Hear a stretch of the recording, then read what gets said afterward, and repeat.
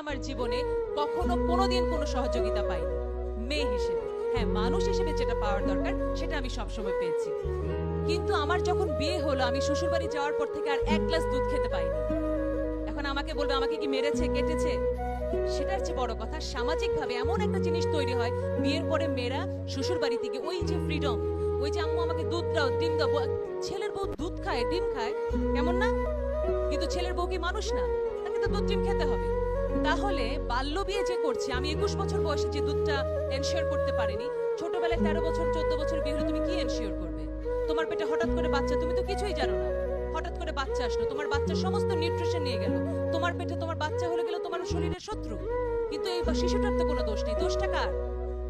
আমি বলবো তোমার। তোমাকে শুধু বুঝতে হবে মা, যে আমি 18 বছরের আগে বিয়ে করব না, একটু বুঝেছো? আচ্ছা, 18 বছর হলেই বিয়ে করবে কে কে দেখি, সাথে সাথে অন স্পট, বার্থডে দিন, বিয়ের দিন না? আচ্ছা, ভেরি গুড। 18 কারণ তোমাদেরকে নর্থ সাউথ যেতে হবে, বিয়ে করে ফেললে কিন্তু আবার কি বলবে যে তোমার স্কলারশিপ ক্যান্সেল হয়ে যাবে। সুতরাং আসলে বিয়েটা কিন্তু জীবনের খুবই গুরুত্বপূর্ণ একটা দিক। কারণ কি, বিয়ে কি জানো, বিয়ে হচ্ছে জীবনের দ্বিতীয় জন্ম। প্রথম জন্মে কিন্তু আমরা বাপ মা সিলেক্ট করতে পারি না। আমি হঠাৎ করে বললাম আমি গহর রিজভির মেয়ে হতে চাই, আল্লাহ আমাকে গহর রিজভির মেয়ে করে দিল, সম্ভব? সম্ভব না। তাহলে ওটা আল্লাহ করেছেন, ওটা ভাগ্যে হয়ে গেছে। এখন সম্ভব, তুমি কাকে বিয়ে করবে? তুমি কি একটা ড্রাগ অ্যাডিক্ট, অযোগ্য ছেলেকে বিয়ে করবে?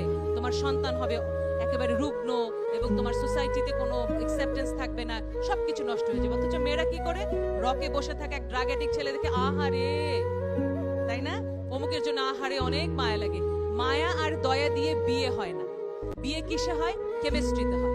তুমি যেমন যোগ্য, সেই রকম যোগ্য একটা ছেলে তোমার পাশে আসবে, তুমি তাকে উইন করবে, সে তোমাকে উইন করবে। আমার স্বামী আমার জন্য